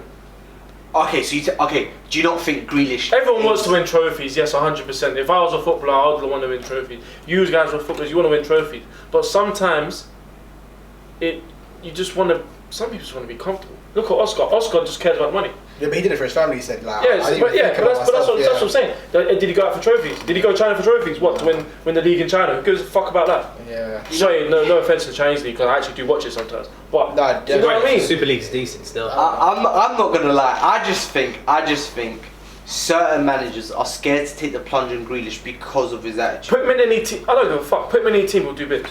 I'll say that now. Arsenal, United, Chelsea, he'll do bits. You think? 100%. Do you think? One of the best. And this is what really pissed me off about him not going into the England squad at first. He's a fucking baller. Put him in any team, we'll do bits. Tell you that now. Now, exactly. So I think you've pretty much just backed my point. Why is he not in the England team? Because his attitude probably stinks. I wouldn't say it stinks. He's just probably. He does have a bit of bad PR. Yeah, but I wouldn't say it stinks. His image is a bit. So why is he not in backs England? himself. So why is he not in England? I think Gareth probably likes softies. I don't fucking know. Okay, so why has no big club gone in for Grealish? There has to be a reason. Honestly, I don't know. I should then scout for all these first team. I should scout for Chelsea's first team. Okay. Oh yeah, we'll buy Grealish. I'm glad he said that. We're gonna. You'd have to pay. You'd have to pay a premium though. No. Yeah, so what? It's not even that. Here's a better one. Who would you rather have in your team, Grealish or Havertz? Just give me a name. Don't give me the reason. Havertz. No, Who would you have Grealish or Havertz? Because you're talking about bringing in. Do you want me to be honest? I haven't seen much of Havertz, so I'll take Grealish. Because I haven't really seen Havertz. Obviously, I've seen him in the Prem. I saw him once or twice in the No, I just want you to, not to say he won't do bits, but you have to put into perspective. Like, why would Chelsea go for Grealish? Because, do you know what I mean? Because you could just. I understand. Havertz, you know I'm just saying he would fit into any Premier League side. Yeah, okay, that's a fair assumption. However, he I would don't think get he's into taking any Mason Premier Mount's League spot, in my opinion. That's all I'm saying. He would challenge for it. He definitely challenge. He's not taking Mason Mount's spot. I think he could take it. No, I think he could. Put in the comments below. What do you think? If you're on YouTube, whatever it is, it's always been a good debate. Put a hashtag on it. Yeah. Put a hashtag on it. Go on. Put a hashtag on it. What was it last year? What was it? Grealish, Mount, and who else? There was a third player that they were all comparing to. No, it wasn't Mount. It was Grealish, Dele, and Maddison. Yeah, and Maddison. Another top 10. Another top 10. Maddison, not Dele. Maddison. Who would you rather have, Maddison or Havertz? Havertz. I haven't seen much of Havertz. So. And the reason I'd say that is because Havertz has proved it on the top stage. Yeah, but okay, that's fair enough. I'm gonna be honest. I'm not saying it because England and all that. I don't support England, but I haven't seen Havertz that much. And that's my honest opinion. Yeah, no, but that's fair. That's fair. All right, so let's do this all over again. Once again, don't give me your reasons why. Yep. Rank Dele, Grealish, and Maddison. Grealish top, Maddison second, Dele third. I'd probably say. And that's not biased. I'd say Grealish. I'd say Dele, then Maddison. Okay. That's fair. That is fair. Ooh. You can't. What I'm saying is you can't change either my one or his one. You cannot put Dele first. Sorry. Yeah, definitely not. Dele's not first. However, 2020 Dele's not hitting. I was gonna say, but if we're talking about 2016 Dele, exactly, that's a different story. But then, no, 4 or 5 years now. Yeah, I get it. Yeah. I'm just saying though, like Grealish. I'm still inclined to pick Dele second, you know. I don't know why. Yeah, that's what I said. That's fair enough though. Why? Madison disregarding form, as a player, I'd rather Dele than Madison. That's fair enough. Opinion, yeah. Madison. Why is Madison not getting his due diligence? The injury that he had, he never got a lot of game time when he did. You know what it is like with Dele, like even though he's not scoring, not assisting, he's just a big frame sometimes. Like you can, you know what I mean, stick with the ball. Lazy Grealish, even if he doesn't score, whatever, like Villa still sort of like they still look to him. However, with Maddison, if he's invisible, Leicester lose it. Like that's it. That's what I think. You know what I mean, they've both done it on the European stage. One did better. Yeah, I just think Mason Mount's better than all of them, in my opinion. That's fair. All right. I don't, bro. Wait, who was your top three then? So who was the three? Grealish, Dele, Maddison. So where would you put Mount top? If Mount was in the equation, you put him top. Mount. Where would you put Mount quickly before? I do like Mount. I don't know who I'd pick out. If I had to pick, if I was, I don't know. Give me a team. I'm managing. Arsenal. I'm Arsenal. Who would I pick? Grealish and Mount are top two for me. Like I don't mind him being second, but those are the top two. It's a tower. Yeah, those are the top two. Yeah. I do. Listen, I like Mount a lot. I do like Grealish a lot. Pick one. It's tough. I don't mind anyone you pick is fine. I don't know. Honestly, I don't know. Yeah. I'll tell you one thing though. When you're stuck in a game, Mason Mount will like put it on his shoulders. But Grealish will do the same thing. No, you put it on his shoulders. Go. Let me have a crack. Grealish will do the exact same thing. Or just let me put it here. Let me put it. Out of all the players you look, out of all the four you named, I think they're the most like for like. Grealish and Mount. I think they're two very capable, aggressive, will take on any challenge players, 100%. I completely agree with you. You was gonna ask me what's mine, innit? Should I include Mount or no Mount? Let's do no Mount. No Mount first. Alright, no Mount. See, the thing is, yeah. So that just gives away straight away Mount's first. No. Here's the thing. I need to say this before I give my list, innit? I do think if we was going on potential, Dele Alli had the best potential out of all of them. By a country mile. Of course. There's no doubt. Of course. And Dele Alli probably had a better season, like one-off season, than probably all of them. Period. I don't think there's any doubt in that. However, he has let himself go quite a bit. I think, sorry to cut you with Dele, I just don't think he's enjoying football. Yeah, neither. I don't think he is either. Whether it's the club, whether it's just football in general. Because the fans love him. I don't even think it's the club, because the fans do love him. He's settled. You think? He's settled. Because if you've come from where he's come from and his background, and you've come through the MK Dons route, and you finally, I think it was all given to him a bit too quickly. But even him playing in general, he started playing so young. Yeah, I wouldn't say it was given him too early. He did start his career early. He did play quite a bit at an early stage, but that's good. And then he made the jump, and then a few months later you give him England. Like I don't think he's striving a bit. Like he settled. Do you know what it is? What you mean is he got thrown everything out too early. Yeah. Do you know what it is with Dele? Yeah, I don't know the guy, and he's probably sound. He's probably a great geezer. I don't know, innit? Like, sometimes I think it's up here where it's not clicking for him. I think. You saw it in the Tottenham documentary. I don't want to be rude. This is gonna sound so rude, and I'm sorry if I offend anyone, but I think he's a bit simple. He might be. I think he is. Do you think the Tottenham documentary kind of sold that a little bit? It's because he's tall enough. All he does is like either takes it or he goes in behind and scores. You know what I mean? There's not much creativity behind him. See, this very is the thing. lazy. Yeah. Like he's stuck in his routine. Just go to training, and then it's got to the point where it's even affecting his work rate. When Mourinho telling him that obviously he's a bit too lazy. Well, he's been outcasted from the Spurs squad pretty much. And another thing is as well, you never see him with a smile on his face. Maybe he's just genuinely not. He's probably not motivated as he's probably just not happy. He's probably genuinely just not happy. But yeah, no. Going on to ranking the three, Dele Alli had the biggest potential out of all of them. Kind of let himself go. You know what's mad? Probably if we're talking about in this moment in time, innit? He is probably rock bottom of the list. Let's be completely honest. Yeah, bro, he doesn't even play for Spurs pretty much. He comes on for 10 minutes against Maccabi Haifa now. Yeah. Which he showed a brilliant nutmeg, by the way. So he's obviously still got something about him. But yeah, 2016, 2017, he was ripping guys for fun. Like, that's what what creativity was. He has going as well. He'd probably be. He just chooses when to. You know what's crazy? I do like Maddison a lot in it, but Grealish, in terms of like talent and ability, he probably tops the list. Like I do think what Grealish brings to a team, only Dele Alli could have brought, and Dele Alli's not bringing that no more. So Grealish is probably fit. I think Maddison's more of a Trent. He's more of whipping the ball, scoring them sort of like very. Do you know what I mean? Whereas if you want a number 10, a nitty gritty number 10, a number 10 that can carry the ball, no one's gonna bring you that other than Dele Alli. It's Grealish. You know what I mean? You know why? You know how I look at it. Some people will be like, oh yeah, people try to disregard Grealish because he plays at Villa, right?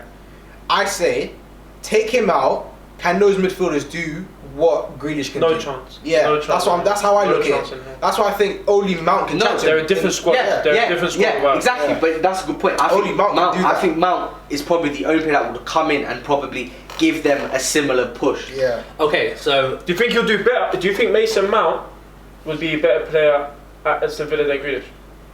I don't know. I think out of all the midfielders you could pick, no. Do you know what I'm going to say? No, because Grealish is Villa born and bred. So there's a different light in it, bro. Because he's going out for his boys. So do you think it's the same then for Mason Mount at Chelsea? 100%. 100%. But Grealish is also a better dribbler. That's why with Villa sometimes they don't have much of the ball. He can carry the ball. He's the most found player in the league. You know what I mean? Like he does it. That's fair. No, that's fair. Alright, am I stupid in saying in asking this? Would you rather have Bruno Fernandes or Grealish in your team? Am I stupid in saying that? If you think it's stupid, don't answer. If you think it's a valid argument, give me your opinion. Of course it's valid. They're both 10s. Yeah. So who would you rather have in your team? Pick. Obviously, I'd pick Bruno, but I would say... Because remember, United wanted Grealish. Yes, but the only reason I'd say probably Bruno is because he's had that European sort of experience, that caliber. Yeah. Do you know what I mean? Whereas Grealish has not had that. Is Bruno levels above Grealish? No. I wouldn't say he's levels above. I'd just say they're different kind of 10. I just think that Bruno's had such experiences to the point where if you put him in a position where he needed to perform in a certain way, you'd probably get that out of him. He'd always do it. Grealish would always probably but it's always going to be on his terms. It's going to be in his way. However, it does bring me on to my next point. Say Aston Villa burn out and somehow they find themselves in a relegation scrap or whatever, could happen. And they somehow go down by a point, maybe goal difference, whatever. He's just signed a new 5-year deal. Does he stay? No. Yes, of course. No, he won't go. I don't think Grealish will go back down to the Championship. I don't think so. Only God knows, because he did it last time. I don't know. I don't think so. At his age, how old is Grealish? Yeah. He's at that stage now where, especially if he even wants to look in at England, because Southgate obviously doesn't want him there. Yeah, because he was younger, maybe. Bro, what? I think at this point, because last time when he left, he was kind of inconsistent when it came to playing in the Prem. I think as of now, he thinks I'm a Prem baller. Yeah. If he goes down, he might. In theory, he's always been a Premier League footballer, though. Yeah. Did Todd come up with the same thing at Norwich? Okay, exactly. Hey, but then remember, he's younger. Doesn't matter. I don't know. To be fair, we'll get to it. Not that. So that's the Todd. This is Todd. Sorry to cut you off. This is Todd Cantwell's what? It's his first Premier League season. Yeah, that was his first. Yeah. Same thing for Grealish. He had 1-2 seasons, whatever, and he was like purple patch kind of player. He wasn't Grealish at that point, and then he went down to stay with Villa, become a mainstay in the team. And they kicked him. They kicked him all over that league. They kicked him over, but now he's getting kicked in the Premier League. But he's a Prem baller kind of thing. Listen. Todd Cantwell can who's better, Grealish or Cantwell? Grealish. Stupid question. Yeah, of course it's Grealish. But I'm just saying. What did you say is a similar thing? Listen, Todd got a new agent when he was in the Premier League. I don't think. What, he goes back down? Oh, surely he should come back to the Prem. No? I think that's what everyone thought. Everyone thought it. Leeds were after him. But do you think he did wrong going down then? Oh yeah, no. Go down. I don't see a problem with it. Lick your wins, and then obviously there's still. What happens if Norwich don't go back up? That's when you look for the move. It's to see how well he continues to perform in the champ. And you never know, he might get a move. Yeah, but Grealish understood that with Villa though. When he went down, he understood that, but he's a mainstay. Plus, he knew that he'd be such. So I'm the best player in this league. So they nicknamed the villains. He would have been the villain if he left at that time. Yeah, but are we not talking about two completely different sized markets? It's different scenarios as well. I think it's unfair. Aston Villa's a massive football club. Norwich is not at that same scale though. Not when they went down, because they were going to get sold at that point in time. You're right. There wasn't a lot of money in the club. So at that point in time, for years as well. He's been linked to he could have easily said, "Yo, I'm jumping ship." He could have said, "I'm jumping ship." So, but he never. And for the villains, he didn't become a villain. I think instead of pitting them together, though, I think because if you go to Germany, they wouldn't pit all their 10s together, saying who's better than this and that. I think it's just to appreciate them. Different 10 for a different team. Yeah. But with what Southgate's trying to play with fucking 5-3-2, it's just we're gonna have to put them together because who's gonna get that one start? You know what I mean? Although you have a valid point, we are not talking about England on this podcast. fuck that. Yeah, but I think that's what we're comparing it because there's so much limited spots. It's always in regards to the national. Yeah, because we have to look at who's doing better for them to whatever. Because Euros is coming up soon. Yeah. Euro 2020 and 21. Mad thing, innit? I just. So you haven't even given your top 3 yet. I did. I said Grealish, Maddison, Dele. Alright, and where's Mount fitting in? That's 2-2, you know. They're 1 and 2. Regardless, they're it's 1 probably and 2. 1 and 2. It doesn't matter what order though. That's 2-2 though. What? We went the same way. You two went the same way. Yeah, I agree with you. Yeah, I think. But I think you Mount is Grealish, probably. if it was, the only thing we change is you Grealish number 1, Mount's number 1 for me. I think that's the only thing. I think. Yeah. That's Grealish. I think Mount is probably. I love Mount. I do love. If you put Mount in the equation, but Mount's not a number 10 through and through though, is he? Nah, he can play as a number 10. A number 10 is. Where would you say prime is then? See, this but this is the thing though. If we're talking about, he plays at 8 as well. He can play as an 8, yeah. And on the left as well. Grealish could do that too though, but can Grealish play as an 8? I think all of these players at Chelsea are just suffering from Lampard's. I've got a question about Chelsea. Do you guys still have Van Ginkel? Yeah, he went on loan today. Yeah, he went back on loan today. Mate, bleeding now, man. What about him? What about Baba Rahman, fam? He's still there. Yeah. Hector's on loan. Bro, we got like 50 guys on loan. Yeah, but Hector's not doing this thing at Fulham. Listen, that law's going to come in soon, so you're not going to be fucked. So is Juventus. No, they've really started selling, innit? Chelsea really started selling a lot of them. Juventus and Chelsea. Nowhere near finished. I think Juventus have Juventus first. Juventus is first. 60. Yeah. But we sold like Pulisic officially, and like we're selling people now. But yeah. So I think you're selling the wrong players, though. Like you're selling the better players, like you sold. Yeah, but bro, but they're not better. But they're not better than what we have. I know, but you're selling the better players now. I think if you could hold them, play them as fringe. They might not want to stay, and it's not even that. You can only have a certain amount of players anyway, bro, because then they're all gonna have to. Yeah, but remember, if they're under. If they're 21 or under, they don't count towards the amount of players in the. How many of them are 21 and under, and actually of first team level? That's the question. On top of that, the only one maybe recently gone out on loan. We're talking about not even sold, but loan is maybe Conor Gallagher. Yeah, and plus we spent 200 M's. Oh, he was loaned. I thought he was sold. No, he's on loan. We just spent what 200 and something million. I think they're trying to balance the books or something. I guess that's what I think it is anyway. They keep pulling him from every loan deal, like halfway through, and do it is. I think when he went to Charlton, he was doing bits. He was loved by the club. Everyone loved him. Fans, staff, Swansea loved everything. him, and I think when they saw Swansea fighting and stuff, but they'll push. No, but and it's also Chelsea and Swansea created that. So they've got a good bond. They called him back to try and put him.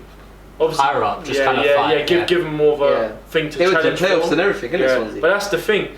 If obviously we do talk a lot about Prem, but going back down to like, say Championship, EFL stuff. If Conor Gallagher stayed in that Charlton side, they probably would have been fighting for promotion.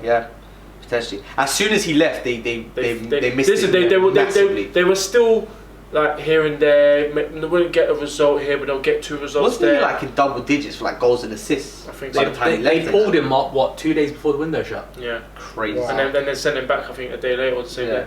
Yeah, so I think it was the same day to Swansea, literally. Ridiculous. Him, Brewster went there as well. You had Guay's out there, innit? They had like a FIFA Ultimate Team, like Academy Edition, literally. Wow. Yeah, it's crazy. But listen, big props to Villa. If they carry on playing at that level, you never know. Top half of the table, very easily. You never know. There's going to be a lot of. It's a good start, but let's hope they keep it on. We have no idea. It's only 4 or 5 games. I think Liverpool need to pattern up though.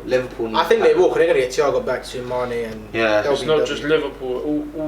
All these teams are going to pattern up because Arsenal will probably get hit with a few L's here and there. You lot might get hit with a couple more L's. They'll continue to get Arsenal might continue to get their results, especially with Partey to show up. Tottenham are not gonna be this top team every week. Nah, it's not gonna happen. It's like, do you hear what that might be a bit off topic on Tottenham, but do you hear what Harry Redknapp said last night on transfer? Contention for the Prem, Worst spot 3rd or something like that. What? Yeah.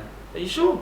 He was saying that they're Premier League contenders. And he's been out of the game for a minute, to be fair. And fair play to Jamie, didn't back him at all. Yeah, he's been out of the game for a minute. It's hard. I'm not gonna lie. It's hard to back. It's hard to back a team like Spurs in this current climate, regardless of the results. But that does bring me on to Do you want to introduce it? So we sit back and enjoy the we might as well just say it. Cool. So yeah, Simon, bring the AMG. so yeah, obviously first game of Sunday, Manchester United. We lost considerably. What was the score though? I'm saying 6. That's what I'm saying. Got hit for 6. We got hit for 6. I really don't understand what happened. Obviously, I've been screaming squad depth the whole window, and obviously it's been highly publicised that we was meant to bring in Jadon Sancho, but I don't think that's where we kind of needed to put all our attentions at.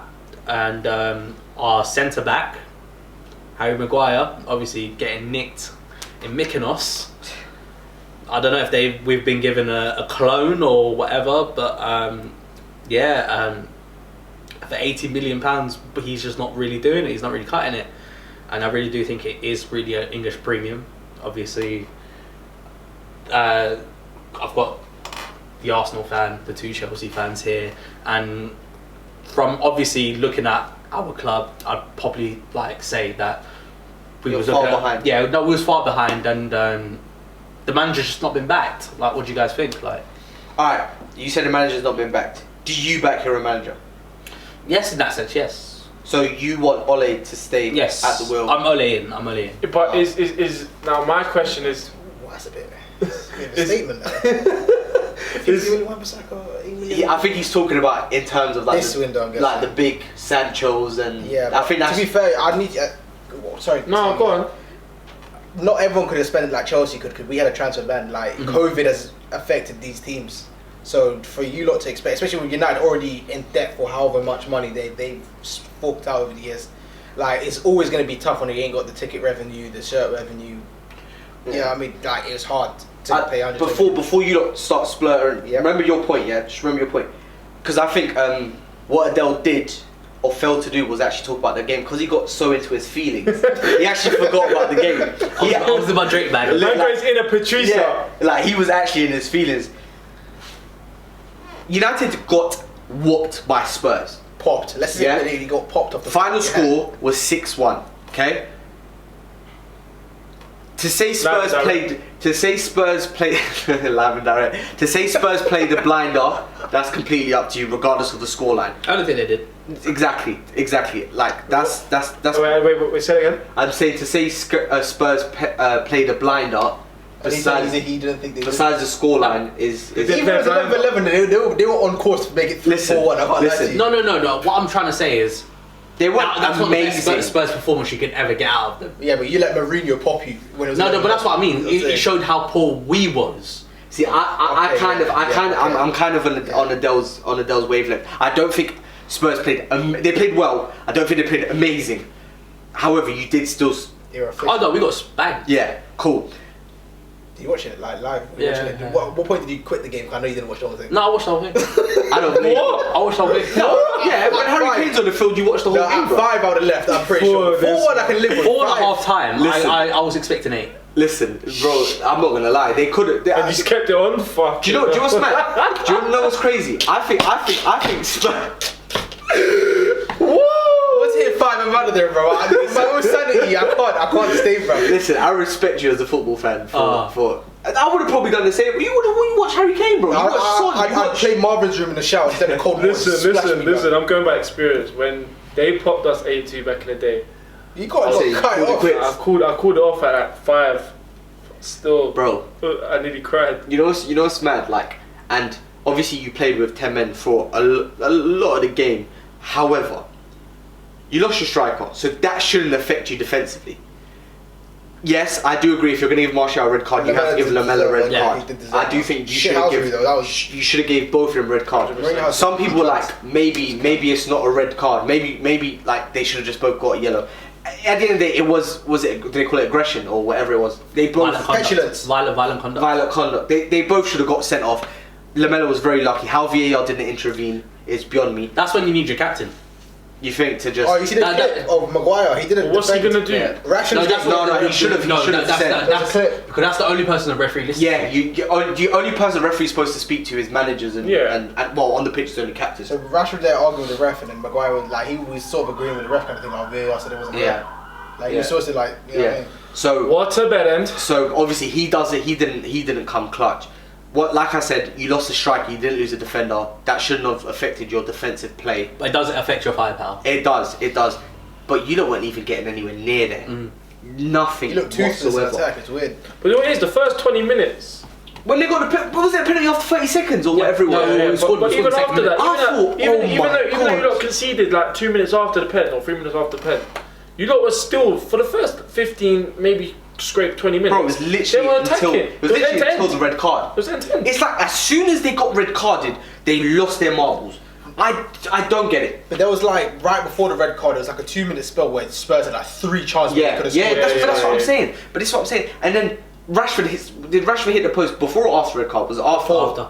I think it was after. I think it might have been after. And then after that chance, it was just Spurs upon Spurs upon Spurs. United looked like a semi-pro team or a pub team. I don't know what it was. I would have loved to hear both team talks at half time. Bro, listen, we know what Jose said. Listen, kill them. Come on, guys, That's how he came. Bro, listen, I just want to understand what Maguire was doing in that situation where Ndombele scored. Bro, he was defending against Shaw. He tackled Shaw. Yeah. He prevented Shaw from. He wanted to make up for his mistake because he miscued the first header. But how clueless can you be? I think it was the 6th goal or the 5th goal where Luke Shaw got pulled out of position and De Gea's talking to him. Yeah. And he's going, no, Luke, no. This is what you was not listening. Yeah, that's what I was saying. Also, I watched the first half and then I had to go out and then I was listening to it on radio, and what the commentator said on the radio was that they were both caught out. So basically, they were both caught out. So Shaw came out of position, kind of basically into like a centre back role, if you want to say that, and then Maguire went in as a left back in the left back position pretty much, and then that's how he got. But I don't understand. Like, all right, cool, fill in for position. Luke should have been up too. Harry Kane to fill in as a left back. But Harry Maguire to fill in as a left back. But the thing is, as a defender, you kind of have to play the whole of the back line. Obviously, you're going to play better in certain positions. So I don't know if that's necessarily to blame. That's what remember I was saying. It's a very English thing. But once he got pulled out, that's when the striker ran in. And then he was in the hole exactly. But you know what's crazy as well is like I said, the running gang about Harry Kane, bro. See Harry Kane, even for I think it was the 2nd goal, he gets fouled, the ball. A lot of players would have just got up, left the ball there, would have waited, bro. Up, down, through ball. Great pass to Son. Literally, I know the gap was massive, but the weight of pass, everything was pinpoint. Son does what he does best. Literally, just puts the ball in the back of the net. Spurs. Not to say I hate. I'm not gonna say I hate Spurs. I don't hate Spurs. I do. I don't like them. I'm not gonna lie to you and say, oh, I love Spurs. I don't mind them. I watched the documentary, and to be fair, do you know what's crazy? It was decent. Because you ain't got no London ties. Exactly. You got no London ties. Because you're exactly. But to think that they're playing at this level now, which it wasn't like I said a superb performance. It was a good performance. Imagine bringing Gareth Bale into the mix. A good Gareth Bale. Son, Kane, Gareth Bale with Ndombele, Yosei Sissoko, and Højbjerg, which I said was a great signing. Another player I want to talk about, but you continue. Did you see fucking Højbjerg's pass to Aurier for the goal? Mm-hmm. Bro, listen, Højbjerg's a player. Just don't play him in the same midfield as Winks, and then that's it. That's all I want to Now, what happens? That's another chosen English player that you're not a fan of. It's just. It's like he's made in a factory. Like he's like the typical English player that manages tucked in shirt. Yeah, go on. Like, what happens if you get those 3 running and then you have Bergwijn and Lucas Moura to come off the bench or to play like in the number 10 role? Are you telling me this Spurs team? Not to say Harry Redknapp was right in saying that they're gonna win league, but what, compete for the Champions League? Should tell you something crazy. Like that too. Those players are brilliant. The player I wanted to touch upon was Reguilon. When it was at the start of the game, and even 60th minute. Yeah, the howler his first game. Yeah, but that's him getting adjusted to the league. Yeah. What I saw was something that Mourinho's wanted for so long. And there was a time when they popped United with manager United. You saw Robertson. He's like Robertson kept running up and down the flank. And he's finally got it. Reguilon will be in attack. United will counter attack. He's back there. You never get that with a Luke Shaw. I feel like he's going to be one of the top left backs in the league. And do you want to know what's crazy as well? I think they probably have a left back that can complement Doherty to the best of both of their potentials, because they're both fullbacks that attack, they defend, they cross, they shoot. Bro, it's like Robertson engines and just running. Do you know what I mean? Robertson and Trent, if we're talking about like fullback duos. Yeah. Listen, I know we were speaking about Everton and Spurs competing of who's going to finish top or whatever. Everton obviously have beaten Spurs, whatever. But this Spurs team, bringing in those components, Reguilon's now being introduced into the team, now playing, bringing in Harry Kane, a player that knows the Premier League very well, PFA, young PFA, back-to-backs I think he got as well. Golden boots. Listen, I'm just saying, especially, I am of the opinion that Mourinho is outdated. I stand by that. However, he is still top manager. What he's always good at is he finds the team's strengths and he just uses that. Exactly. He's like Ancelotti. Ancelotti knows where the team is good at and he'll just play like that. So bro, as a United fan, as an Arsenal fan, as a Chelsea fan, are you scared to come up against Tottenham? Well, you obviously are because you got spanked 6-1, but you know. Especially, but to be fair, because it's a derby, I'm always sort of nervous because you never know what could happen. Form goes out the window, they're going to want to kill you. Imagine as an Arsenal fan. Yeah, exactly. So for us, it's different. But now imagine derby, but you're coming up against Son, Harry Kane and Gareth Bale. It would definitely be more cagey than against United because there's nothing on the line for them to when they play each other. But it's a different threat they pose now, kind of thing. They've got 3 goal scorers. Like Son can get a hat trick on any given day. Kane get a hat trick. Bale can get a hat trick. It's different. It's completely different. You know what I mean? But they should have. If there's one thing I should fault is their recruitment in the centre back position. But I don't know how it's gonna look. No window's perfect with Tottenham this season and Arsenal, if I'm honest. That's what makes it so exciting though, bro. Doesn't it make it unpredictable? You never know what could happen. Because they nearly had our number last season when Project Restart happened. Yeah. Because if we was to look at going back over the 4 games, if you was to say next game 2 weeks after the international break, it was to be Tottenham against Arsenal, North London derby, I couldn't call anyone to win. I can't lie. But if I was to break it down, I'd probably say Tottenham could do us over, you know. I think with Partey, you're a different side. I've been saying this. But it depends how he fits in the squad, how he does in the squad, isn't it? He can cover so much ground as a DM. He can be a box-to-box. He's a machine. Like, do you want to know what's crazy? People rate him like he's good. I love him. Do you know what's mad? And I'm going to kind of play devil's advocate here, innit? I've seen Partey play numerous times. As much as I hate watching Diego Simeone's teams, I hate watching Atletico Madrid. Bro, Atletico Madrid... Let me go off track a little bit. Atletico Madrid, I've watched them play 3 games. They played 3 games, yeah? They won their first game 4-1. I was thinking, shit, Atletico Madrid might actually, you know, might have changed it. João Felix, Suarez, Costa doing their thing. Watch the second game, 0-0. I watched the third game, 0-0. I cannot stand Diego Simeone and his football. And I do think if Atletico Madrid don't pattern up, they will eventually regress quite significantly. But, cool, beyond that. In regards to Thomas Partey, he is a very good footballer. However, I do think people are shining his light a bit too bright. I wouldn't even put... okay, if you gave me Kante and Partey, I won't even blink twice. Kante is in my squad over Partey. There's no doubt. If you gave me Pogba and Partey, I'm picking Pogba over Partey. I just don't think Partey is at Pogba, Kante level, in my honest opinion. He can grow to be at level, especially under a manager like Arteta. The reason why maybe you lot see Partey in such a high light is because he's played in a defensive system. So obviously it's going to favour defensive players. I think he needs time, definitely needs time. So what happens if now he's playing in the Premier League, although Arsenal have adopted defensive system, where it's the game's open, the game's fast, do you know what I mean? How is he going to compete at that level now? It's just, I just see everyone talking about Partey's going to solve this, Partey's going to... Aouar would have been a bigger and better signing for Arsenal than Partey, in my opinion. Because they don't have a creative midfielder that can change the game. Well, they do, it's Ozil, but we all know that. But You know what I mean? Cool. Aouar would have came in and changed that Arsenal team completely. Not to say Partey won't change it, but I don't think it will have the same significance as if Aouar was to sign. Like I said, I do rate him. I just don't think he's, do you know what I mean? Top of the top, crop of the crop. Yeah, no, but I think that too. It's just with Arsenal, we've always been like, you put Arsenal, you think leaky defence all the time. But exactly, but Arteta's come in and completely changed that narrative. And speaking on Kante, in a perfect world where he's paying DM for Chelsea, and if Kante got old, I think for me, Thomas Partey would be the person I'd go in the market for and replace Kante.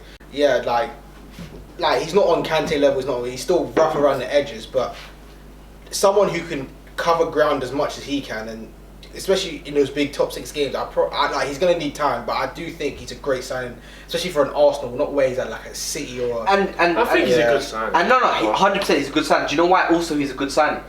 Now we're not going to rank him. Onene, Xhaka, Partey shits on both of them. So straight away you've done well. Yeah. Straight away you've done well. Yeah. Do you know what I mean? You've already signed a better player than what as you said, is he or can he be top of the top? I personally don't know because I refuse to watch La Liga because I hate it. La Liga's not great at the moment. I'll tell you. I refuse to watch it. I might watch an El Clasico.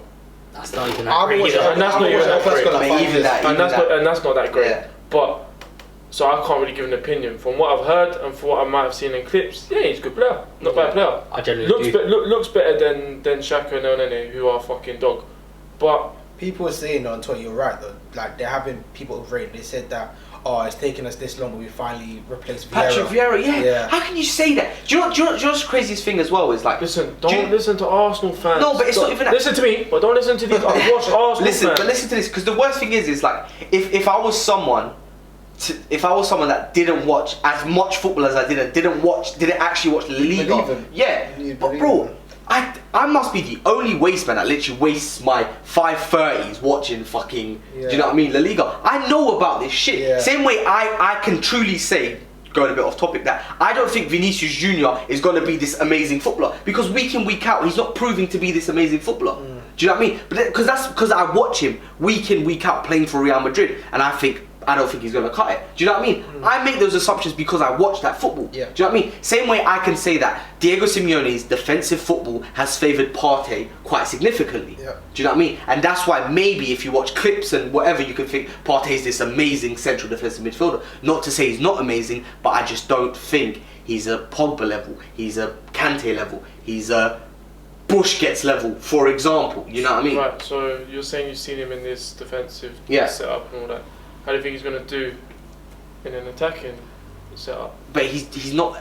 I mean, he can score goals. Funny enough, he can score goals. He can score goals, usually outside the area. Do you know what I mean? He can score goals, but that's not why Arteta brought him in. No, his job is going to be to legit sit in front of the midfield. Great plays, like the Fabinho kind of signing. Sorry, in front of the defence. Yeah, he's going to sit in front of the defence, and he's going to allow whoever the fuck's in front of him to do what they have to do. Whether it be Aubameyang, Nketiah, Lacazette, Pepe, Ceballos, even Xhaka if he partners with Xhaka. He's going to allow them to do what they need to do. And if he's in and around the outside the area, what's that called? The little. Does he even have a name? The little D.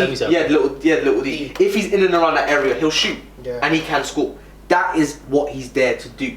That's why I believe Aouar would have been a better signing, because you need a creative midfielder to just make it tick a little bit more. Kind of take the pressure off Aubameyang. Because Aubameyang, I don't know if you lot have noticed, but the ball gets played to Aubameyang, and then Aubameyang has to do whatever he can on that left side of the pitch. Yeah. Literally, but Arsenal fans, it would be the perfect window. Yeah. They've got both of them. It's literally give the ball to Aubameyang and right now you do what you do. Yeah. It's not how you play football. But weirdly enough, Arsenal got like players that can beat a press as well. Like with Willian, he can take 2-3 guys out of the equation. You know, with Pepe, he can do the same thing. Yeah. Like I think Partey, like from what I've seen, like he's got the capability to be a lone DM, but he might need a Xhaka just to get acclimated. 100%. I can't wait to see that team in action though. Arsenal I enjoy watching Arsenal. They're a curious side. From what Arteta's building, you get curious to see how they can turn out. I enjoy. I've slowly started to actually. You started to believe it a little bit. Not believe it, but I can see there's a stepping stone. Yeah, I think you lot have done great. Do you know what's mad? Like, I don't want to touch upon Arsenal too much, because I still think we need to talk about Spurs and United a little bit more. Remember when Everton got rid of Marco Silva, and then obviously Wenger, Unai Emery left or whatever, or got sacked or whatever. Remember, Ancelotti and Arteta were both up in the air, and Arteta had history with Arsenal and Everton. I thought the better move would have been the opposite. So Ancelotti goes to Arsenal, and Arteta to Everton. But the fact that Arteta's come to Arsenal and fixed probably the biggest issue they've had in the past decade, which is defence, and he's come in and fixed that. Bro, you've won already. Now it's about building and becoming a Premier League 100%. Title contender. 100%. Cool, but let's leave Arsenal out. You know what we might have to do? We might podcast on Arsenal and just we might have to do another podcast this week. We might have to do a double podcast, but we'll cross that bridge when we get there. Wow. Spurs looking good. What is the argument for Harry Kane being the best pound for pound player in the league? If there is one. Fucking goals, yeah, let's go, fucking goals. Yeah, score. One, or am I just living this? I do think that he will be in the future a blueprint for the Now English he's striker. feeling me a little bit. Could Harry Kane walk into any club in the Premier League? Yeah. I hate to say it, but Could Harry Kane pretty much walk into any team? I think there's only one team in Europe where Harry Kane would have competition. where? Bayern Munich. Because Lewandowski is probably the better striker. Harry Kane, the reason why pound for A pound... lot of people would take Harry Kane. Yeah, 100%. I'm pretty sure that's true. Pound for pound is probably not the best term to use because pound for pound we're talking about defending. Although I'm pretty sure you can defend. But okay, cool. Alright, maybe that was a bit far fetched. But in attacking, alright, cool. From the halfway line forward, assists, passes, goals, just play in general. But awareness, see all this passing thing. positioning. Remember, it's only recent that slowly started to come back out of him again. But bro, he was injured for half of last season, so it was, and No, still but he came back and yeah, did. but even season before he wasn't doing. Do you know what's stuff like crazy? I know he bagged 4 assists in one game, but he's the top assist maker. I've got my favourite, but Kane as of right now is the most informed player in the league. Who's your favourite? Aside from Calvert-Lewin, Sadio Mane. Sadio Mane. How about De Bruyne? Pound for pound. Yeah, De Bruyne last season he was the best player in the league, but I think Sadio Mane is the best player in the league, best winger in the league, best player in the league. Oh my. No, but I think he's brilliant. Like, it's not a team he won't score against. Like in Europe, like Sadio Mane is that dangerous. Like, from when you take a side out on the Premier League, you can do it to any other team in Europe. Like, that's when you know you're a bit. Yeah. De Bruyne as well. De Bruyne as well, of course. But De Bruyne looks half of the player he was last season. But the thing is with De Bruyne, if he's motivated, Yeah, it's long. Yeah. It's long. Yeah. it's like he takes a shovel, but I'm going to Yeah, work. it's long. Yeah, who like De Bruyne's got a killer instinct, but with Mane, I don't know what it is. Like, I feel like he's an unsung hero. Like, even before he got his untimely positive test for COVID, like he was in great form too. To be fair, Yeah. Like, if we're talking in form right now, Calvert-Lewin's technically whatever. Then Kane and Son. Yeah. Who would have thought it? The Mane that played for Southampton. Yeah. But Bro, he's brilliant. that Southampton team that Pochettino had. But if you were to make me out aside from form, it's definitely De Bruyne. Like, but my favourite is Sadio Mane in the league. No, that's fair. Mine. Sorry to cut you. No, mine's probably Kevin De Bruyne. And what I was gonna say was about that. You have to realise, like we've seen mad results like 6-1 and 7-2. 7-2 with Chelsea Villa. 4-0. Chelsea 4-0. Yeah, big No one surprise. cares. I know you. But what you got to realise is with all this stuff going on, that's what's going on around the world. There hasn't really been a pre-season. Yeah, exactly. No one's had much rest. Yeah. So Which is so why you're I gonna was see. thinking about Everton burning out. Yeah. Do you know what's crazy? Talking about pound for pound players. So let's see if you can guess who I'm thinking of. There's one player who should have always been in contention for best pound for pound player in the league. Who? Vardy? No. Salah? No. I'll give you Salah, really? few more. No. Paul Pogba. If you're talking about pound for pound players, Paul Pogba should have always been. Should have. Yeah, but people talk Should about have. his form too much. His form comes to the equation all the time. But that comes into it, though, no? Yeah. Yeah, exactly. They're still using You got Juventus before. Yeah, but he had a We're gonna say, oh yeah, he's the pound for pound Premier League player because look what he done at Juventus. Yeah. Yeah, no, They're still but- using Juventus. Nah, he had a You know the curve before you make curves with the bad music in the background. He's done 5 years at the club. As soon as a fan, I took that video as well. Yeah, there is a fan one. Yeah. He had a lengthy injury last season though, which he was gone for most of the season. But before he got 13 and 10 as a 8. That's ridiculous. And people forget like Pogba on his day is up there. Didn't Bruno Fernandes have good numbers as well for coming in? He did. The worst thing is that I argued with my friend the other day. Like years ago, he said that Coutinho is on the level of Paul Pogba. I said no. He said now that Coutinho's on the Champions League, he's on the level of Paul Pogba. I said no. He's the best player by now. How can you even remotely say? Yeah, that's a big... I said Paul Pogba walks into any midfield in the world. He was like, no, he doesn't walk into Barcelona's midfield. Do you still have that opinion now? Yes, 100%. Any midfield in the world. The thing is, a motivated Paul Pogba is He can scary. play anywhere. Like, let's look at Barcelona's midfield. Who's Barcelona's starting midfield as of right now? Well, they've changed. They've played... in what position, though? Let's just say as a 3-4-3-3. So Pjanic and then 2 other midfielders. Well, because the thing is, alright, cool. Let me explain how. So the way Barcelona operate now with Koeman, he's brought like Netherlands style of play. So it's 4-2-3-1. Okay. So in terms of, if you're talking about attackingly, you've got Fatty, Coutinho, Messi. Okay. You wouldn't play him in that. No. So then you'd have Busquets and Pjanic or Busquets, De Jong. That's kind of like. I think Pogba can do a better job than all of them. He can cover more ground and do the same range of passing. Bayern Munich, you got Kimmich. I can't stand Kimmich, so I'd straight away replace him. Tolisso. Yeah. Better than Tolisso. Yeah. He doesn't even get to the French style like that. Yeah. Let's look at Real Madrid. He can easily take over Modric. He can easily take over Kroos. Not Casemiro. I think you need a DM, but you know what I mean. Like, bro, City, he'd walk into the midfield. Apart from Rodri, so he's gonna take Foden's spot. Foden's gonna kick him out. You know what I mean? Pogba can walk into pretty much any midfield in the world. Like, it's just sometimes when he's not motivated or like things aren't going his way, he tends to. But isn't that the problem? He just never seems to be motivated. It just never seems to be today's the day Pogba's going to turn up. It's always he knows he's the most important person in the squad. Yeah, but to what extent is that going to count? Yeah. To what extent is that going to count from a footballing perspective? Speaking of United, I think we shouldn't be talking about Pogba, even though I brought it up. Did you see the reports of Bruno Fernandes basically undermining Maguire? That's what I wanted to Oh yeah, no, it didn't. Is that true? That's why he got subbed for half time. Marshall had to hold him back in the dressing room. It didn't surprise me. Apparently. Wait. Is that actually true? Bruno Fernandes has a temper problem. Yeah, no, trust me, I know, fucking sporting fan. Listen, Joe mad, and well, obviously you can speak on it for being a United fan.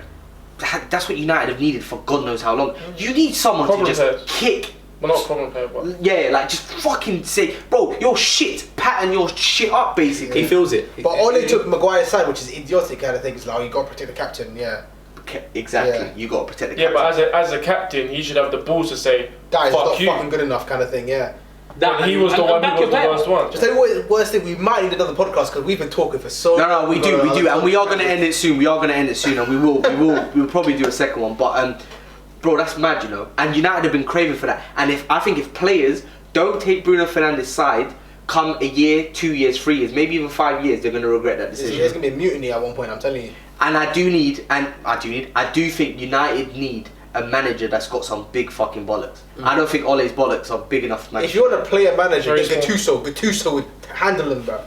But Gattuso plays shit football though, that's the problem. So does Ole though, so... Yeah, to be fair, rock in a hard place. Word. But, bro, this is mad. We could talk on for another 3 hours, easily. Oh, definitely, sir. What did I want to touch upon? Guardiola, pattern up, that's what I want to say. Guardiola. Well. Let's talk VAR very quickly because there was poor decision. Martial, red card. If he got red card, Lamela should have got red card. You don't agree? Yep. Yeah. Salah in the box should have got a penalty. Yep. I thought it was a blatant penalty.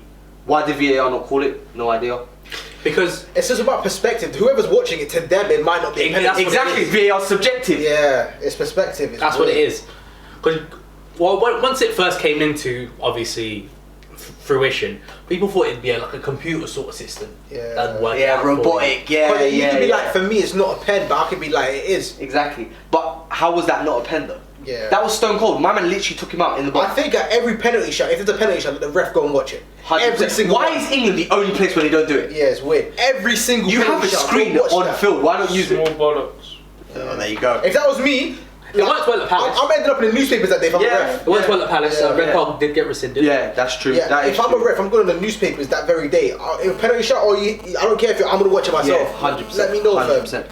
And then the final VAR decision that I thought was quite significant was David Luiz's pull on Burke. Burke was pretty much through on goal. Yeah. Pulls his shirt back. That's Didn't the get a one red I card. missed. That's the one I Didn't missed. get a red card. Obviously, law shows that unless you give a penalty, you don't get a red card because you can't give them It's a a goal double. scored opportunity. Yeah, you can't give them a double. That's a mad rule, you know. Yeah. So if you're 1-on-1, if you're going 1-on-1 with the keeper and you get fouled in the area, you only get a yellow card because you get given a penalty. But if it's outside the box, you get given the red card. Because it's a goal scoring opportunity. But flipping David Luiz never got a red card for pulling Burke's shirt and potentially stopping a 1-on-1 situation.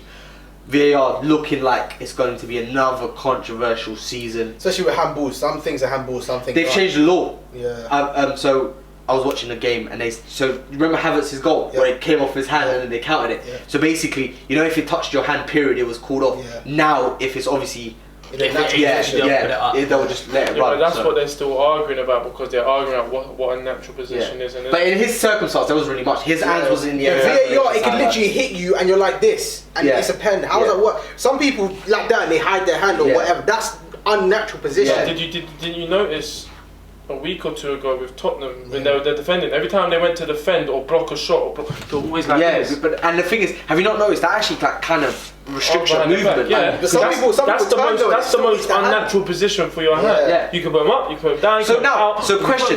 So if I'm now defending and I turn my back and my hands are here. Sorry for the Spotify and you lot can't see. But if I turn my back and my hands are here, this is unnatural, correct? Yeah. If you touch my hand, is there a penalty?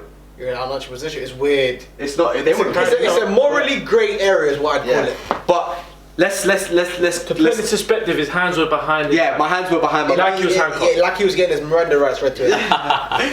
But let's cut it here because, like I said, we could have gone on for hours on end. On top of that, you guys don't know what time we're recording this. Yeah, so. you lot don't even know what time for it. But yeah, no, boys, it's been absolutely amazing.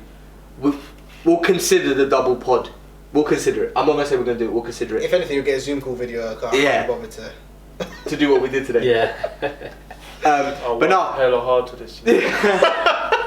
But we're back next week as per normal. So don't worry. Regardless of international break, we'll still have some hot topics to talk about. But other than that, it's like, do you know what's mad? I want to stop it, but I don't at the same time. I want to talk to you. You know what I mean? But personally, no, then. Oh, okay, cool. I'm looking deep into. On that note, it's been your boy Clouds P. It's been your boy Atancho. Liam. Atavelli. And we're out for another week. Peace.